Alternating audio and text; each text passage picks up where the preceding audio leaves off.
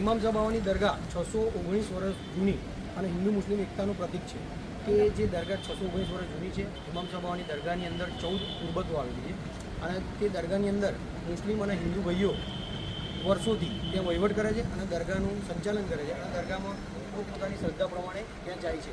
અને દરગાહની અંદર ટ્રસ્ટીઓ 7 હિન્દુ ભાઈઓ ટ્રસ્ટી છે, 3 મુસ્લિમ ભાઈ ટ્રસ્ટી છે અને એક ટ્રસ્ટી એવો નીમવામાં આવે છે કે જે સંન્યાસ ધારણ કરે અને દરગાહની અંદર રહી શકે. અને 7 હિન્દુ ભાઈઓ હાલની પરિસ્થિતિમાં કહેવા મુજબ છે, બાકી ખરેખર એ હિન્દુ બી નહીં અને મુસ્લિમ બી નહીં, તેને સતપંથી કહી શકાય કે જે ઇમામ સાહેબ બાવાને માનનારા છે, ઇમામ સાહેબ બાવાના નકશે કદમ પર ચાલનારા છે.